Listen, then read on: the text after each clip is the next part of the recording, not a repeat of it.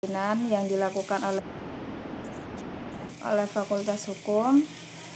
Untuk tema kajian malam ini yaitu keluar dari khilaf atau menjaga agar perbedaan pendapat tidak terlalu tajam adalah disenangi atau mustahab.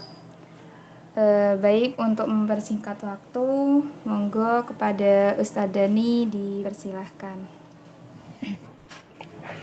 Suara saya jelas? Jelas Ustadz. Assalamualaikum warahmatullahi ta'ala wabarakatuh. Waalaikumsalam warahmatullahi wabarakatuh. Bismillahirrahmanirrahim. Asyhadu an la ilaha illallah wahdahu la syarikalah wa asyhadu anna Muhammadan abduhu wa rasuluh. Allahumma salli ala sayyidina Muhammadin salatan tulki bihar ru'ba wal haibata fi qulubil kafirin wal musyrikin wal munafikin wal zalimin wal hasidin wa ala alihi wa sahbihi wa sallim salatan wa salaman daimaini mutalazimaini ila yaumiddin, amma ba'du. Qala Allah ta'ala fi kitabihil karim, ya ayyuhalladzina amanu ijtanibu katsiran minadh-dhon inna ba'dadh-dhonni ismun, al-ayah au kama qala. Alhamdulillahirabbil alamin. Kita akan melanjutkan seminar kajian pada malam hari ini, yaitu kaidah ke-12 tentang al-khuruju minal khilafi mustahabbun. Keluar dari khilaf, menjaga perbedaan pendapat agar tidak terlalu tajam, itu adalah disunnahkan. Kenapa kok seperti itu?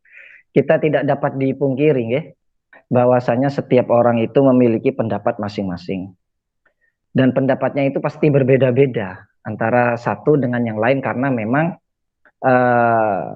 wa khalaqnakum azwaja dan juga perbedaan-perbedaan yang saling kontradiktif itu sudah menjadi sifat manusiawi.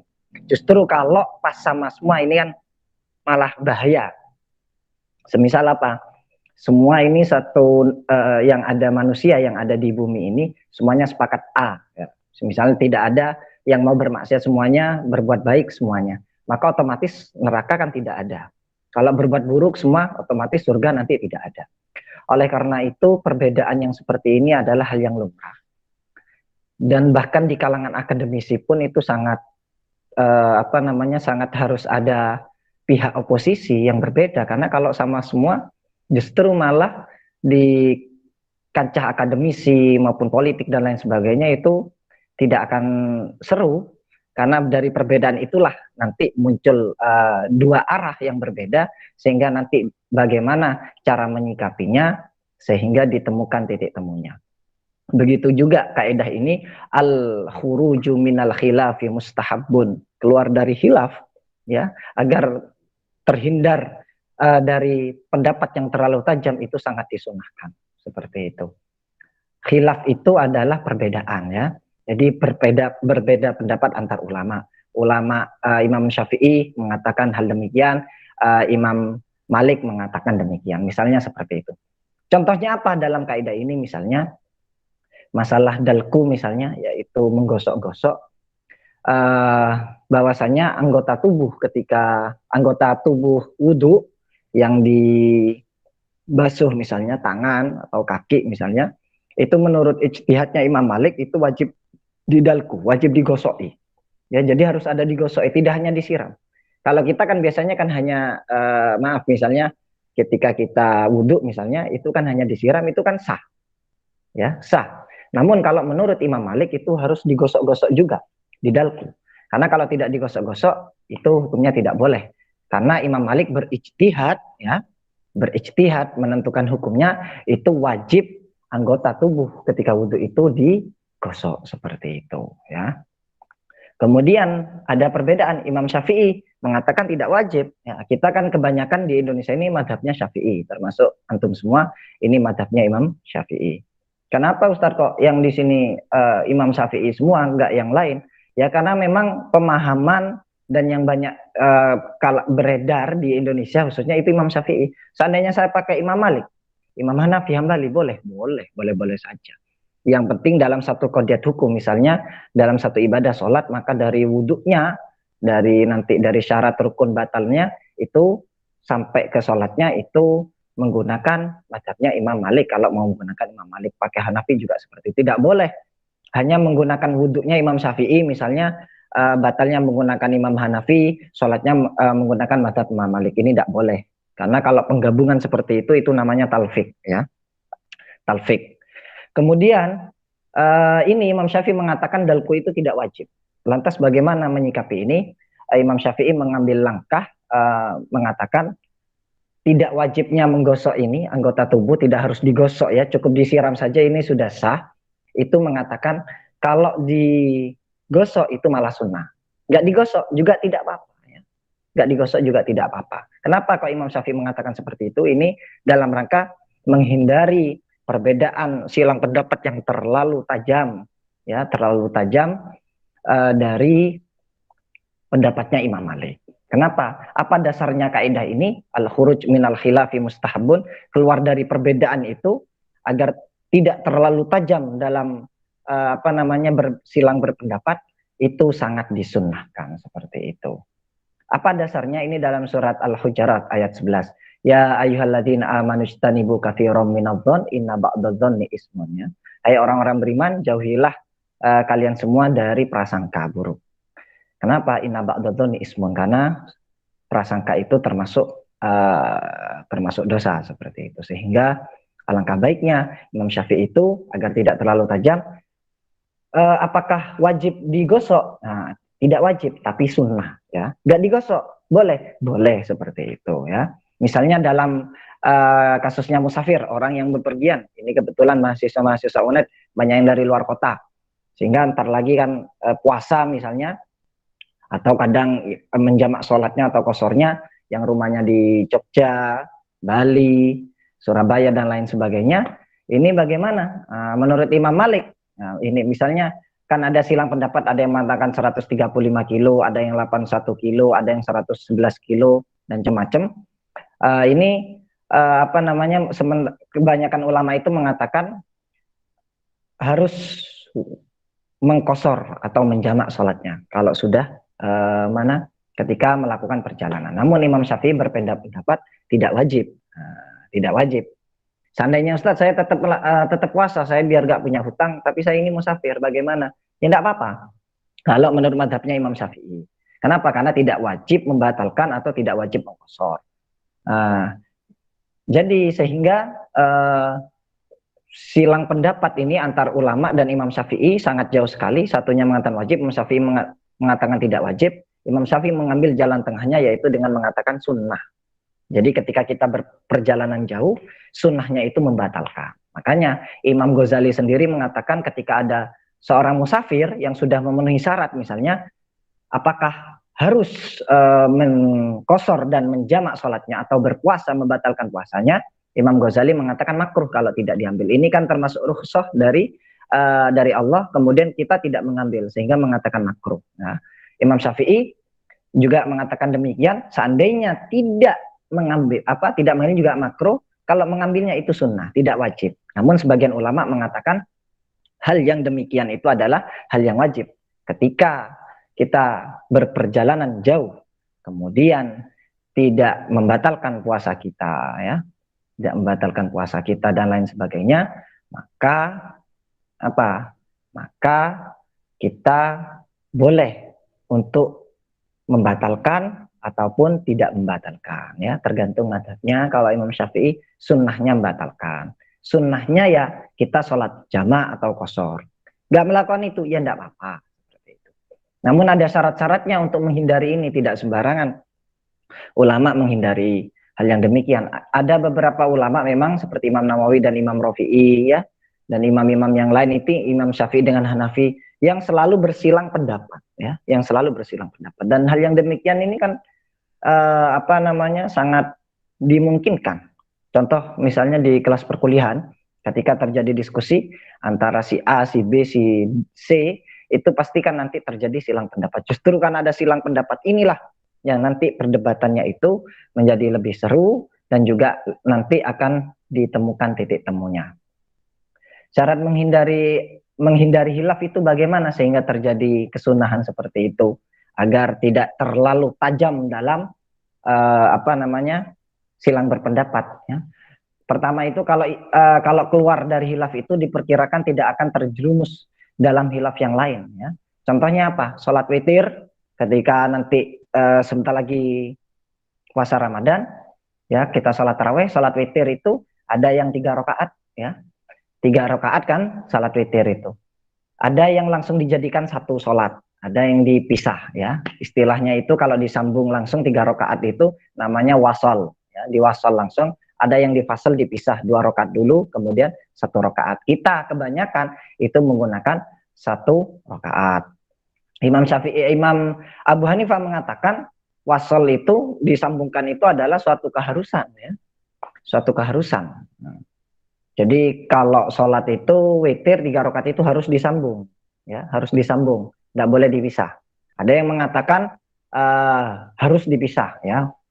Ini harus dipisah antara 1 dan 2 ini. Namun Imam Syafi'i mengatakan boleh wasal, boleh fasal, boleh digabung, boleh langsung 3 rakaat, ya. Namun kalau umumnya kita kan biasanya langsung biasanya dipisah 2 rakaat dulu baru 1 rakaat. Sallu sunatal witri rakaataini jami'an rahimakumullah. Pertama yang kedua rakaat. Kemudian yang 1 rakaat sallu sunatal rakatal witri jami'an rahimakumullah, misalnya seperti itu yang 1 rakaat. Sehingga apa? Sehingga Imam Syafi'i mengatakan yang lebih utama itu difasal dipisah. 2 rakaat dulu kemudian 1 rakaat. Ini cara menghindarinya Imam Abu Hanifah, Imam Syafi'i ini. Jadi boleh digabung, boleh nggak digabung juga boleh. Lebih utama mana? Imam Syafi'i mengatakan lebih sunnahnya itu lebih utama kalau dipisah 2 rakaat dulu baru 1 rakaat itu. Jadi metodenya Imam Syafi'i seperti itu. Kemudian keluar dari hilaf itu tidak harus mengakibatkan hilaf dengan hadis yang diyakini sebagai dasar hukum. Jadi kalau memang ada landasan hukumnya yang sudah pasti misalnya, itu ya kita tidak boleh sembarangan hilaf-hilafan seperti itu. Semisal ini kasus contoh ini di kitab Faraidul Bahiyah, ya, Raf'ul Yadaini, mengangkat kedua tangan, ya. Itu di waktu sholat Imam Abu Hanifah mengatakan batal kalau Raf'ul Yadain, ya. Namun Imam Syafi'i mengatakan kan sunnah kita Allahu Akbar, sami Allahu liman hamid, itu sunnah kalau menurut Imam Syafi'i. Akhirnya apa? Dalam rangka keluar dari hilafnya ini sama-sama berpegangan hadis. Ada hadisnya Imam Abu Hanifah juga ada hadisnya, kemudian Imam Syafi'i ada hadisnya. Sehingga ketika ada benturan seperti itu sama-sama menggunakan hadis sesuai yang diyakini bahwasanya itu menjadi dasar hukum yang sudah pasti. Sehingga ketika terjadi hal yang demikian, maka tetap, ya, tidak boleh keluar dari hilaf ini, karena Imam Abu Hanifah sudah mengatakan demikian bahwa membatalkannya sudah ikut itu. Imam Syafi'i juga demikian karena dasar hukumnya kuat, ya, seperti itu. Kemudian mukhalifnya harus mempunyai dalil yang kuat, ya, lawannya itu harus dalil yang kuat. Misalnya puasa bagi orang yang musafir, ya, menurut Imam Syafi'i itu kan boleh, ya, boleh dibatalkan seperti itu. Kalau orang itu memang kuat, ya, kalau memang orang itu tidak kuat kan boleh, baik mau dibatalkan mau ditetapkan itu kan tetap. Namun Imam Dawud Adz-Dzahiri mengatakan puasa musafir itu tidak sah. Ini ekstrim, ya. Kenapa? Karena sudah dapat rukhsah kok nggak diambil, kita sudah perjalanan ternyata kok tidak diambil, seperti itu. Imam Haram yang mengatakan ulama yang ahli tahqiq tidak mau menggunakan qaul ahlu dzahir ini. Kenapa? Karena hilafnya itu terlalu banyak, ya. Banyak ulama-ulama yang menyangkal seperti itu. Jadi kalau kita musafir statusnya, maka kita sholatnya wajib jamak atau qashar, kemudian juga puasanya harus dibatalkan. Ini sangat ditentang. Hilaf-hilaf lainnya itu banyak sekali, ya. Jadi hilaf para mujtahid yang lainnya, golongan Imam Syafi'i itu menggunakan hilafnya, menggunakan boleh tidak membatalkan puasanya, boleh juga terus melanjutkan puasanya. Namun yang lebih utama yang mana? Yang lebih utama yang disunahkan itu adalah membatalkan puasanya seperti itu. Meskipun tidak apa-apa tidak apa-apa melanjutkan puasa atau melakukan sholat seperti biasanya ketika sudah kita berperjalanan seperti itu. Dalam rangka menghindari khilaf, Imam Syafi'i mengatakan al-khuruju minal khilafi mustahabun. Keluar dari khilaf, menjaga perbedaan yang sangat terlalu tajam itu sangat dianjurkan. Mustahab itu sangat dianjurkan atau sangat disenangi. Jadi itu jangan takut atas perbedaan itu biasa. Namun nanti bagaimana kita cara menyikapinya? Kalau kita pakai metodenya Imam Syafi'i, cara nyikapinya bagus sekali. Ketika ada yang mengatakan ini wajib, ini tidak wajib, Imam Syafi'i mengambil tengah-tengahnya. Ya boleh A juga boleh B, namun yang lebih sunnah itu mengutamakan pendapatnya sendiri ya. Seperti kasus tadi menggosok anggota wudhu, ini harus digosoi ya. Kalau nggak digosoi nggak sah menurut Imam Abu Hanifah. Namun menurut beliau menggosok ini hanya adalah hal yang kesunahan. Seandainya nggak digosok, cuma disiram, tahu tadi gimana? Boleh seperti itu. Okay? Jadi itu kesimpulan dari al-khuruju minal khilafi mustahabun, keluar dari hilaf agar tidak terlalu tajam dalam silang berpendapat itu sangat dianjurkan. Mungkin hanya itu yang bisa saya sampaikan. Wallahu a'lam bishawab. Wassalamualaikum warahmatullahi wabarakatuh. Waalaikumsalam warahmatullahi wabarakatuh. Jadi terima kasih Ustadz. Selanjutnya saya buka sesi tanya jawab. Mungkin kepada teman-teman ada yang mau ditanyakan.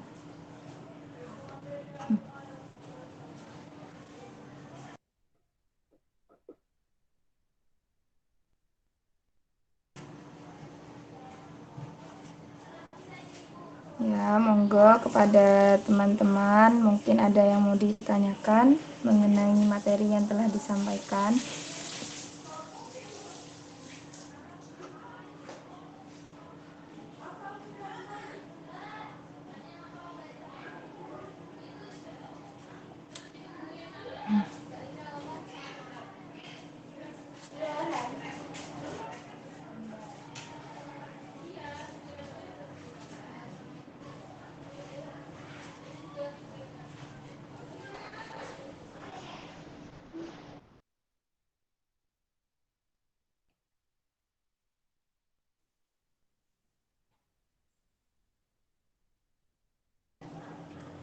Ya, sekali lagi kepada teman-teman mungkin ada yang mau ditanyakan mengenai materi yang telah disampaikan.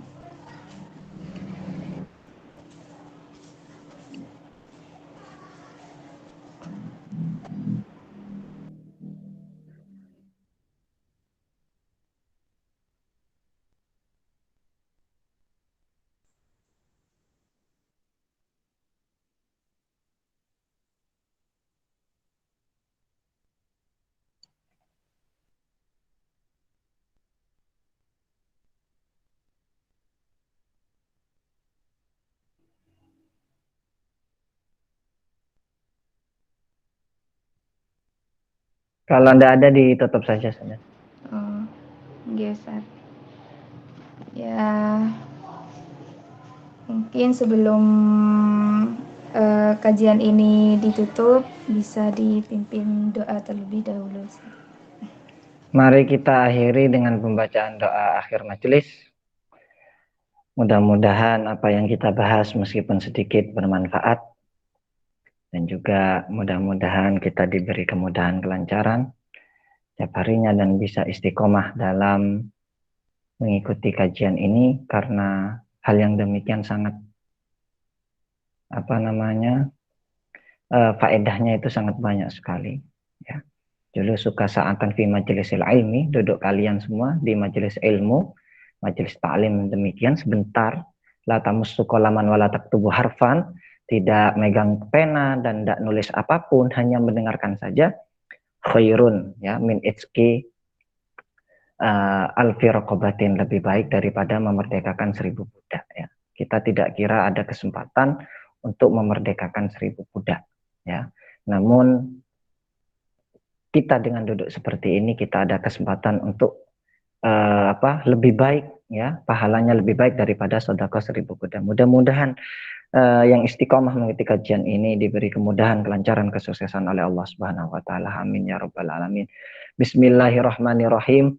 Subhanakallahumma wa bihamdika asyhadu an la ilaha illa anta astaghfiruka wa atubu ilaik.